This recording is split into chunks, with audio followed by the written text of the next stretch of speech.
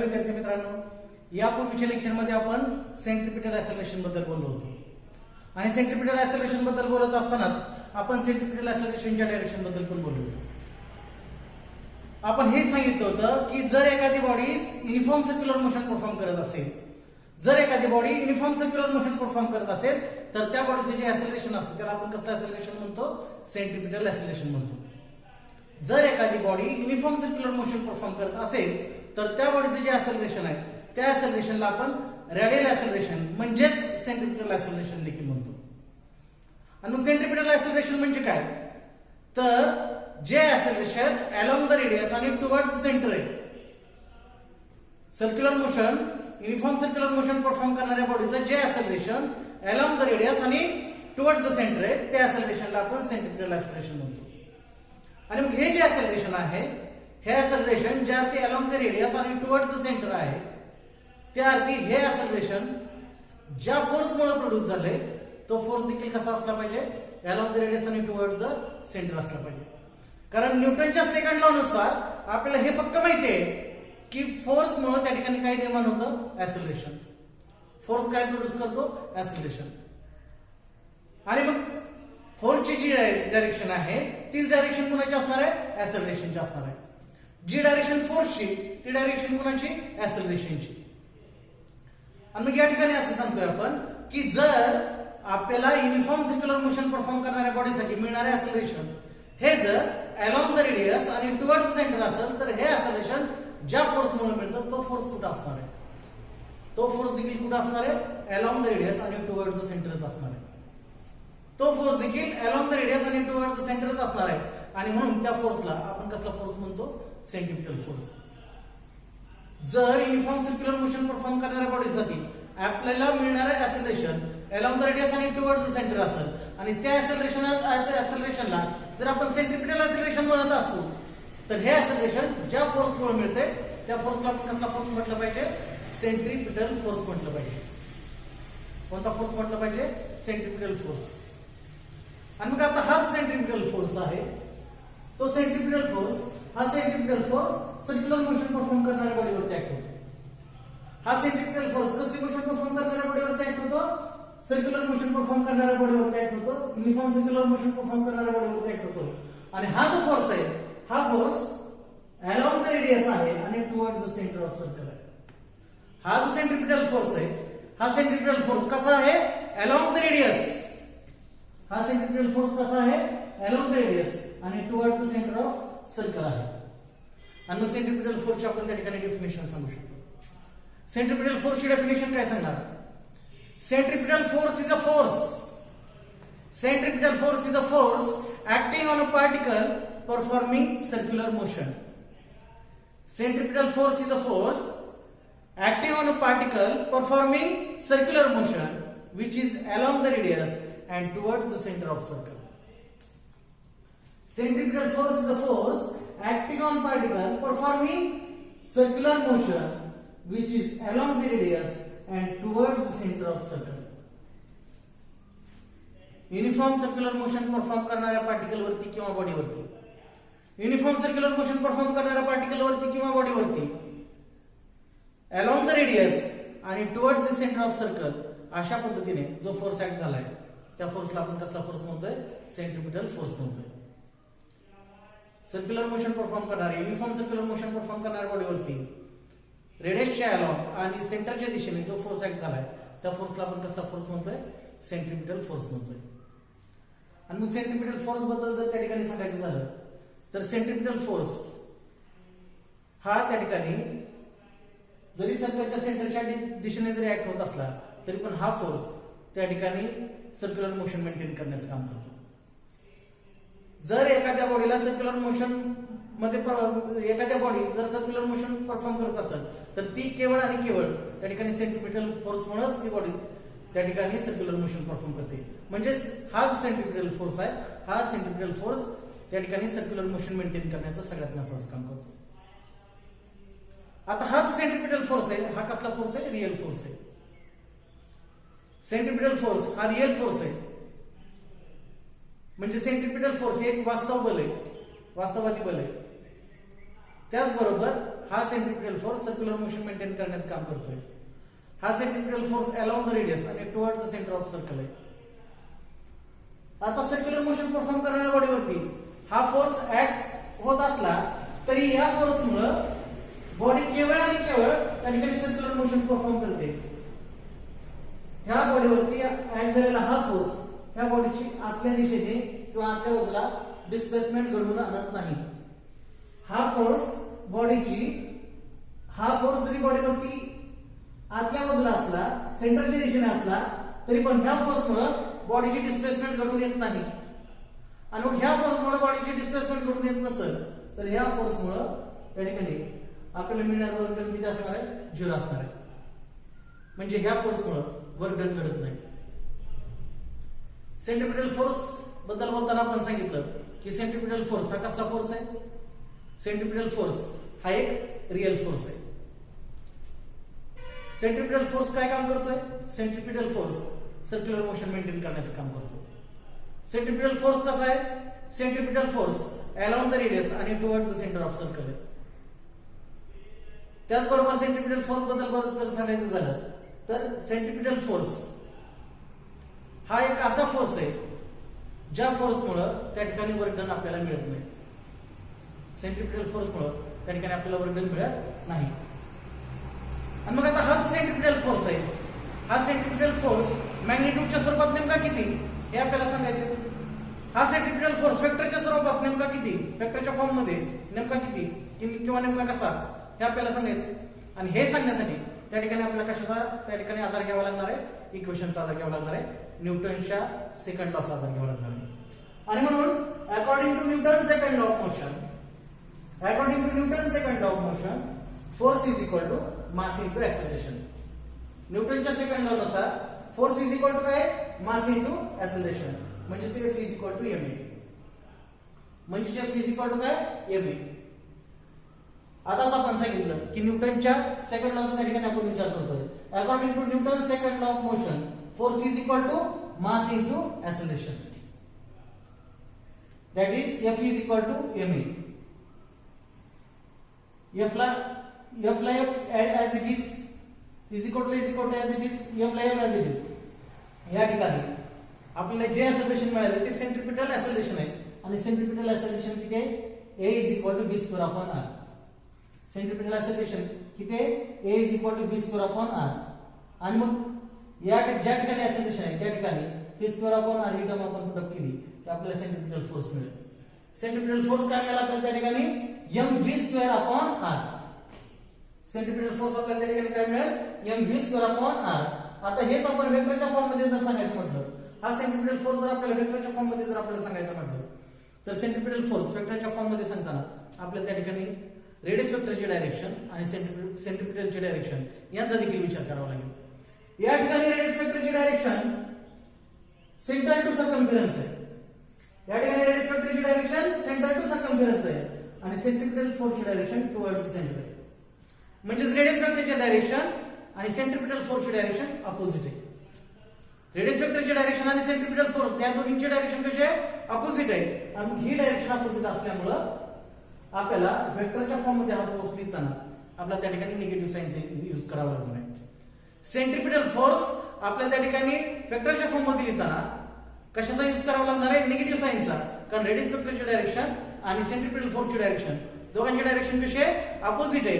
आणि मग दोघांची डायरेक्शन अपोजिट असल्यामुळं आपल्या सेंट्रिपिटल फोर्स आणि रेडियस वेक्टर यांची डायरेक्शन अपोजिट असल्या कारणानं आपल्याला त्या ठिकाणी वेक्टरच्या फॉर्म मध्ये हा सेंट्रिपिटल फोर्स लिहिताना त्या ठिकाणी कोणत्या साइनचा यूज करावा लागणार आहे? निगेटिव्ह साइनचा यूज करावा लागणार आहे. आणि मग centripetal force is equal to minus mv square upon r into r cap.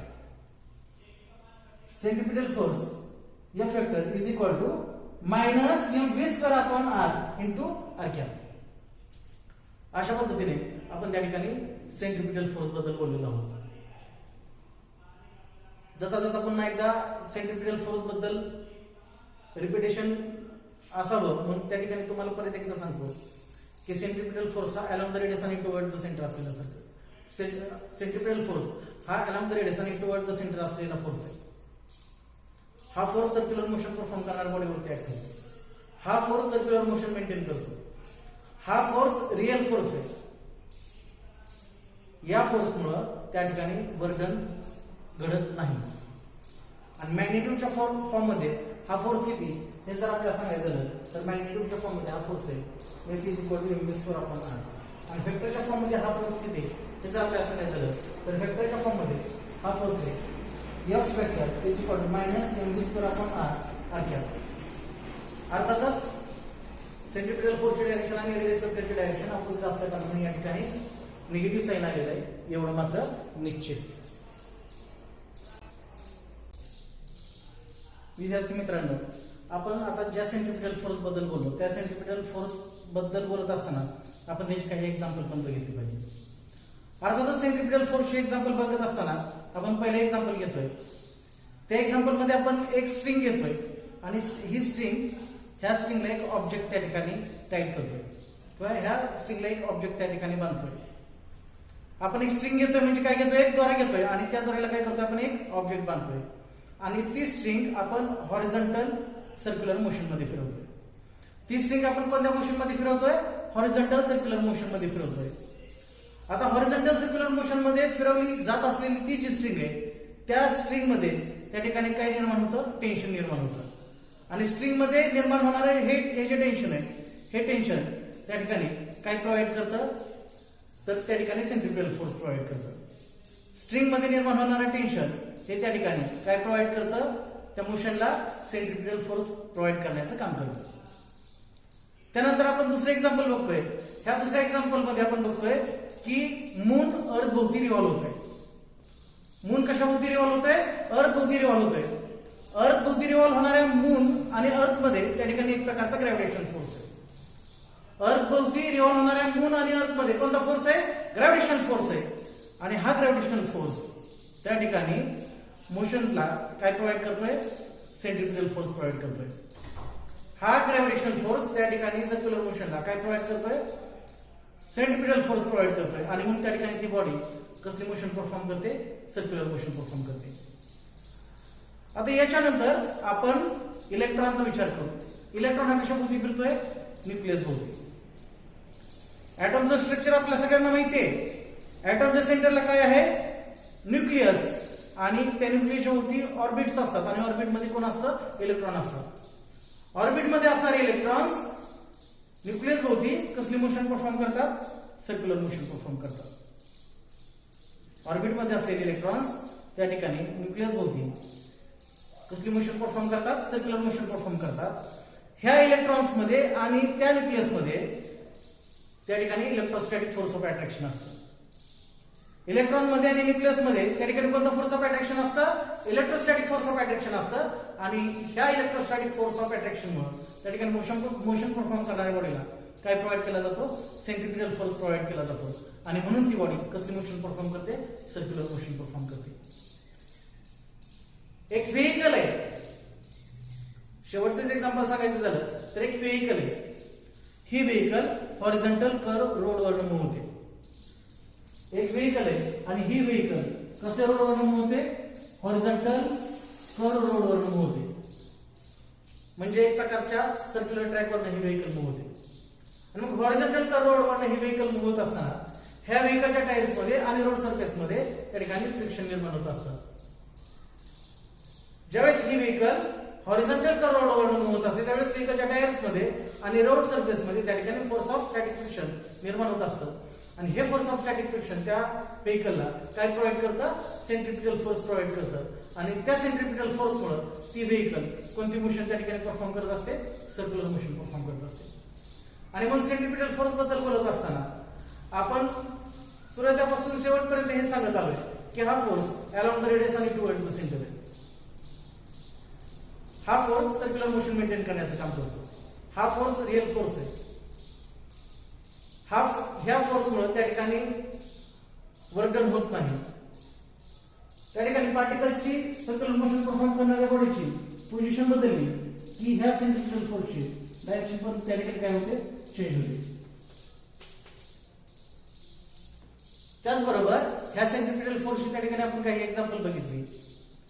आणि ह्या सगळ्या एक्झाम्पल मध्ये त्या ठिकाणी आपण बघितलं की त्या बॉड्यांमध्ये एखादा विशिष्ट फोर्स असायचा आणि तो फोर्स त्या बॉड्यांना काय प्रोव्हाइड करायचा, सेंट्रिपिटल फोर्स प्रोव्हाइड करायचा आणि त्यामुळे त्या बॉड्या कसली मोशन परफॉर्म करायच्या, सर्क्युलर मोशन परफॉर्म करायच्या.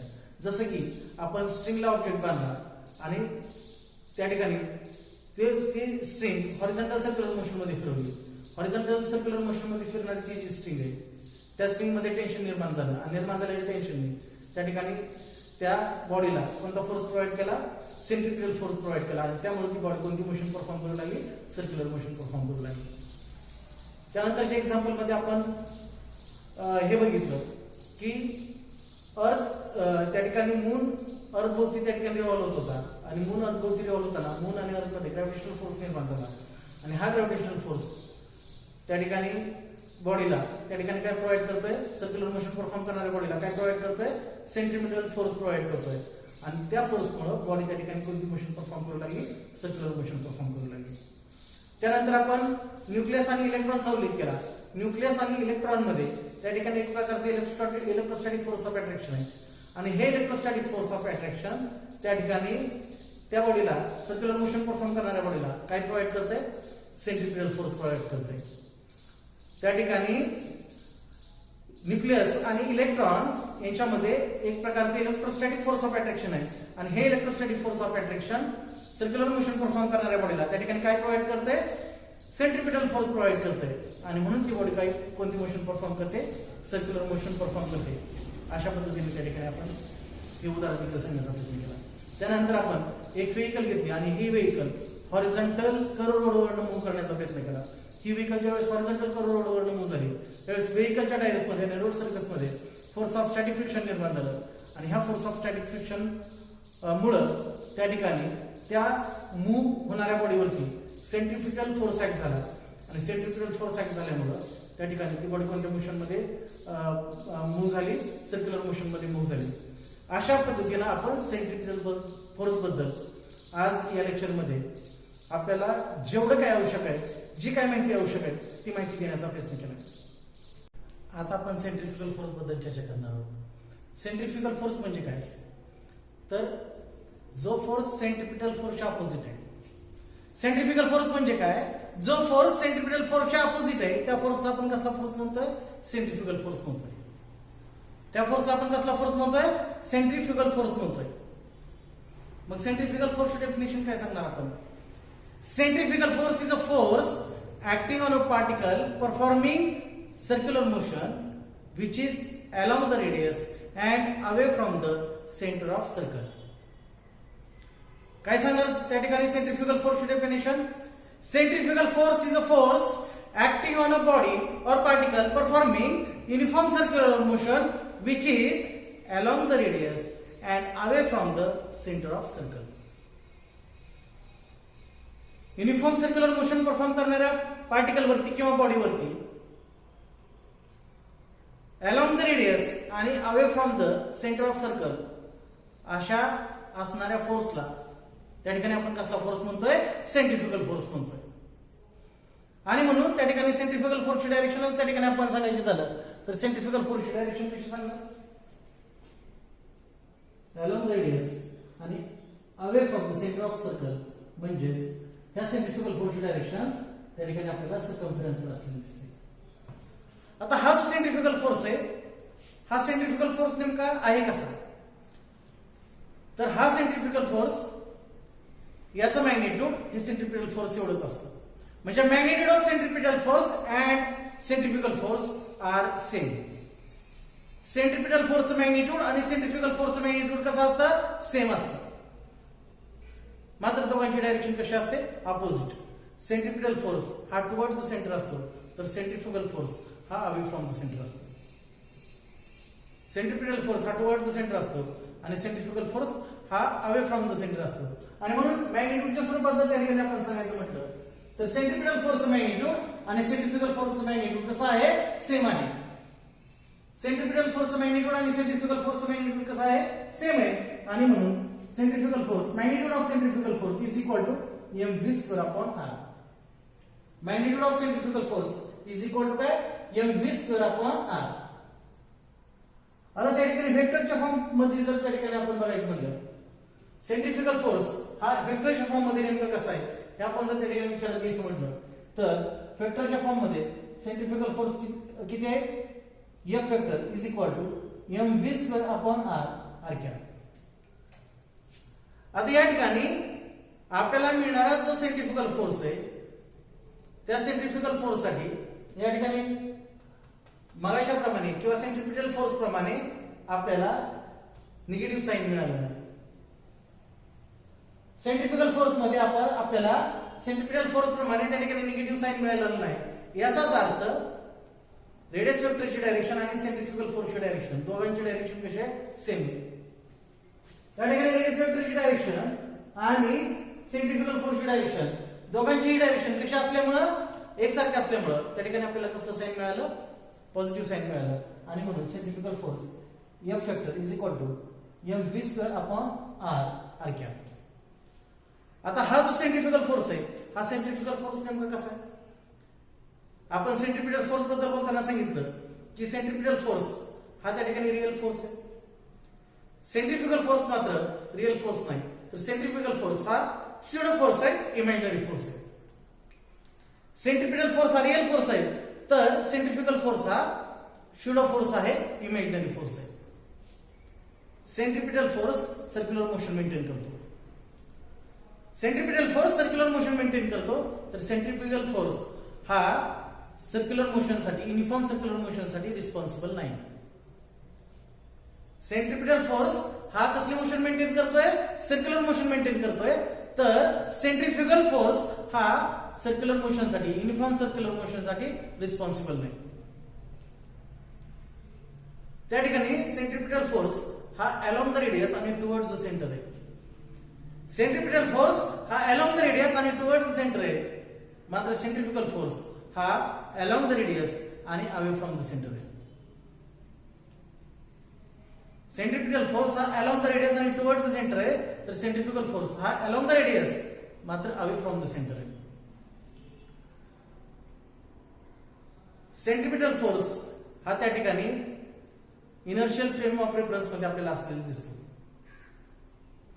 सेंट्रिपिटल फोर्स हा इनर्शियल फ्रेम ऑफ रेफरन्स मध्ये असलेला आपल्याला दिसतो. तर सेंट्रिफ्युगल फोर्स हा नॉन इनर्शियल अर्थातच ऍक्सलरेटेड फ्रेम ऑफ रेफरन्स मध्ये असलेला आपल्याला त्या ठिकाणी दिसतो. अशा प्रकारे सेंट्रिपिटल फोर्स आणि सेंट्रिफ्युगल फोर्स बद्दल बोलत असताना आपण सेंट्रिपिटल फोर्स आणि सेंट्रिफ्युगल फोर्सचा डिफरन्स पण बघितला.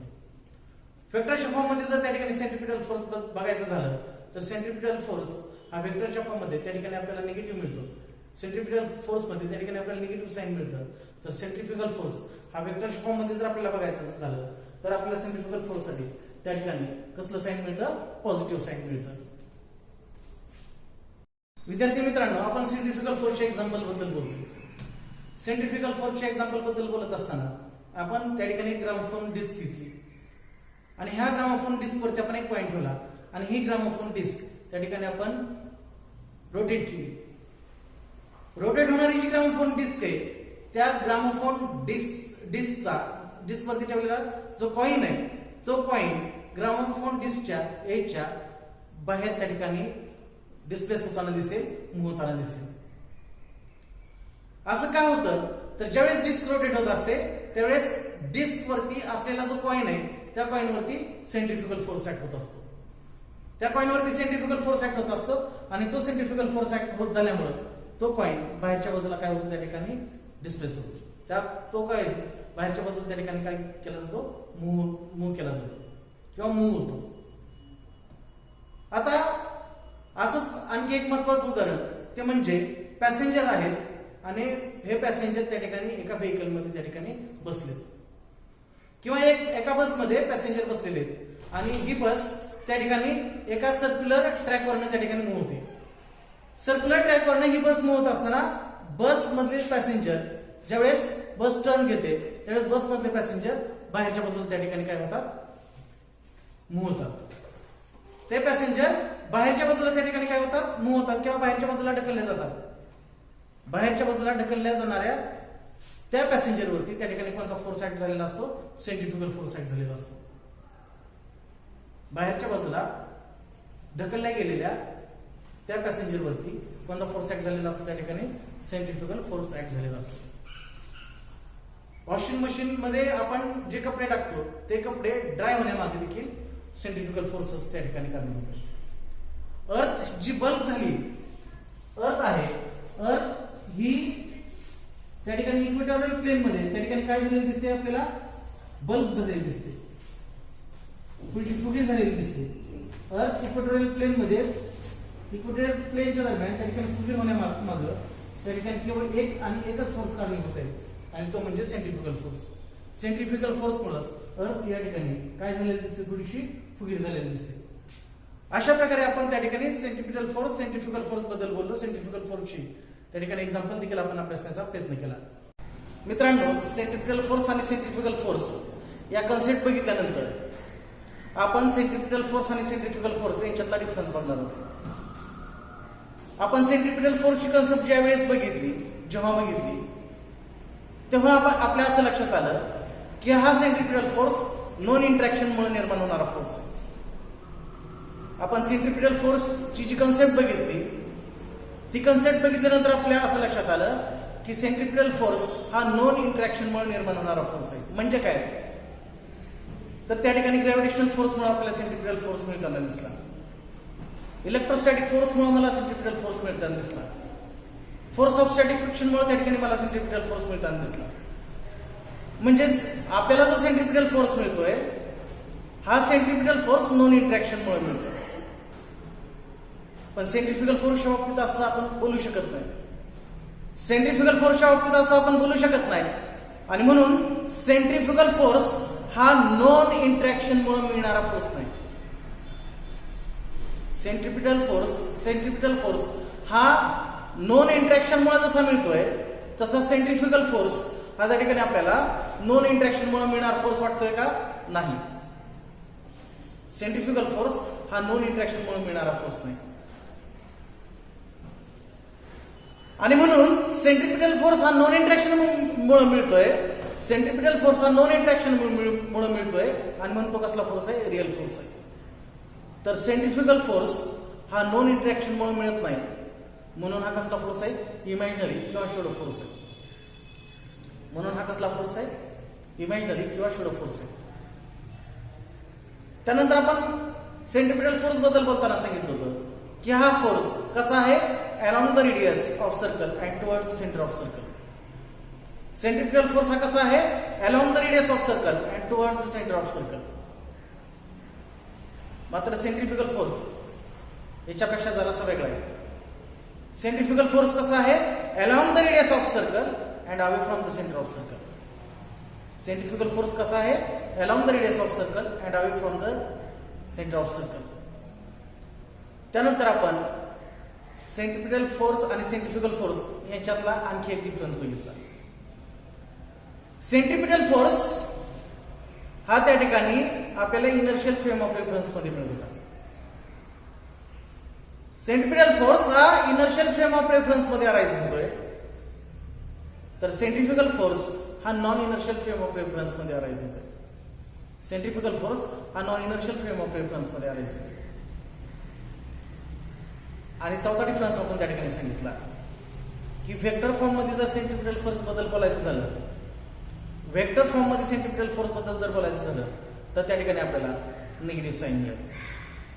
व्हेक्टर फॉर्म मध्ये जर आपल्याला सेंट्रिपिटल फोर्स बद्दल बोलायचं झालं तर त्या ठिकाणी आपल्याला सेंट्रिपिटल फोर्स साठी कसलं साईन मिळेल, निगेटिव्ह साईन मिळेल.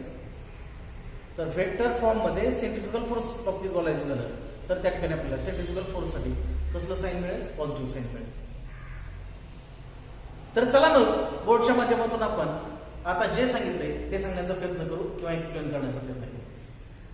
सगळ्यात पहिल्यांदा आपण सांगतोय की सेंट्रिपिटल फोर्स हा कसला फोर्स आहे, real force.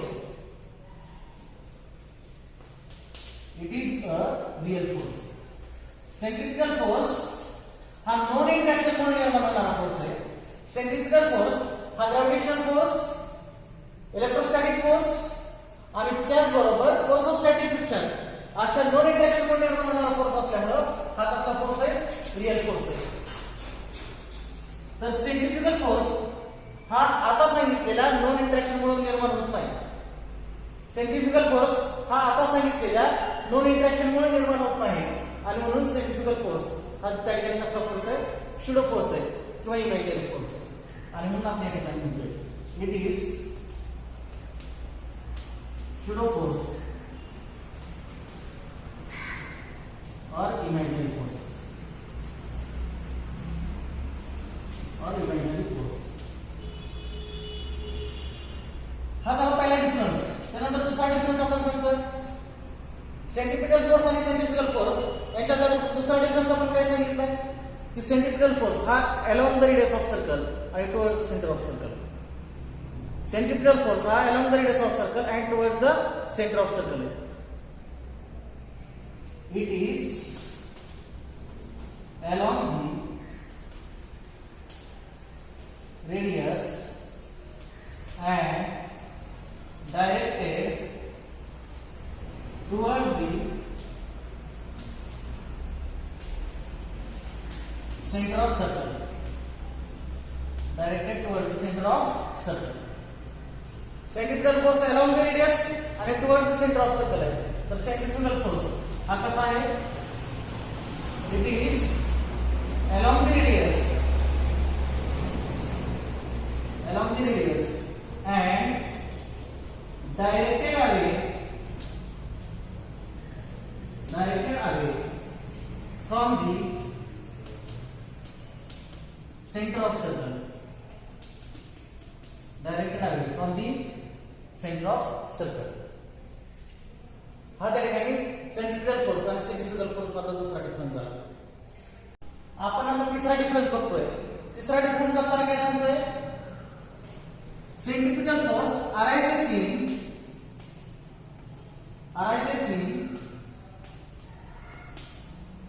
inertial frame of reference.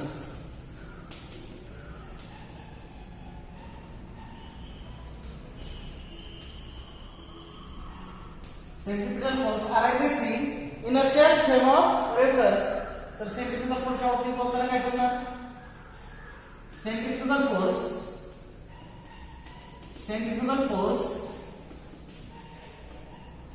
arises in non-inertial frame of reference. Centrifugal force arises in non-inertial frame of reference. आता त्या ठिकाणी चौथा फरक सांगतोय सेंट्रिपिटल फोर्स ही कसली मोशन प्रोड्यूस करतोय? Circular motion. किंवा सेंट्रिपिटल फोर्स ही कोणती मोशन मेंटेन करतोय? Circular motion. Centripetal force maintain circular motion. तर सेंट्रिफ्युगल फोर्स हा सर्क्युलर मोशन मेंटेन करण्यासाठी रिस्पॉन्सिबल आहे का? नाही. सेंट्रिपिटल फोर्स हा त्या ठिकाणी कोणती मोशन मेंटेन करतोय? सर्क्युलर मोशन मेंटेन करतोय. मात्र सेंट्रिफ्युगल फोर्स हा सर्क्युलर मोशन मेंटेन करण्यासाठी रिस्पॉन्सिबल आहे का? नाही. आणि म्हणून आपण सांगतोय it maintains circular motion. Centripetal force maintain circular motion. Centrifugal फोर्सच्या बाबतीत मात्र आपण तसं सांगू शकत नाही. Centrifugal force circular motion maintain करण्यासाठी कसा नाही? रिस्पॉन्सिबल नाही. आणि म्हणून आपण असं म्हणतोय it is not responsible for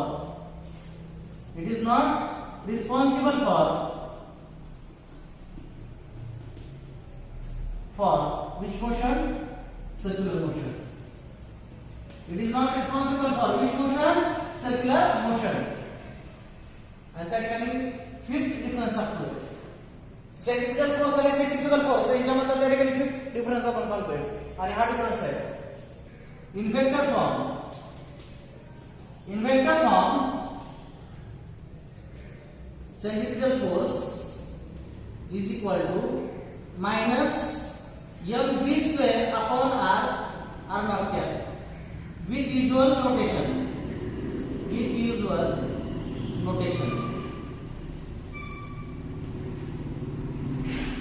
आणि सेंट्रिफ्युगल फोर्स च्या बाबतीत त्या ठिकाणी आपण काय सांगू शकतोय? In vector form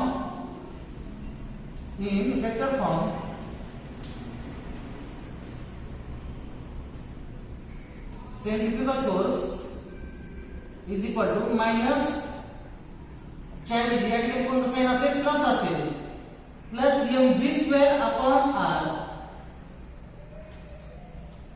not cap अशा प्रकारे त्या ठिकाणी आपण सेंट्रिफ्युगल फोर्स सुद्धा लिहिण्याचा काय केला प्रयत्न केला. आणि मग या लेक्चरच्या माध्यमातून आपण सेंट्रिफ्युगल फोर्स त्यांच्या डेफिनेशन्स त्यांचे एक्झाम्पल आणि त्यांच्यातला डिफरन्स या सगळ्या कन्सेप्ट त्या ठिकाणी अभ्यासण्याचा या लेक्चरच्या माध्यमातून त्या ठिकाणी आपण काय केला प्रयत्न केला. मला असं वाटतंय की या लेक्चरने आपल्या सर्वांचं समाधान करण्याचा पुरेपूर प्रयत्न केला असेल. या लेक्चरच्या माध्यमातून आम्ही आपल्या सर्वांचं समाधान करण्याचा प्रयत्न केला असेल. जर तुम्हाला हा व्हिडिओ आवडला तर या व्हिडिओला लाईक करा, शेअर करा आणि सबस्क्राईब करा आणि नवीन नोटिफिकेशनसाठी बेल आयकॉन दाबायला विसरू नका. धन्यवाद.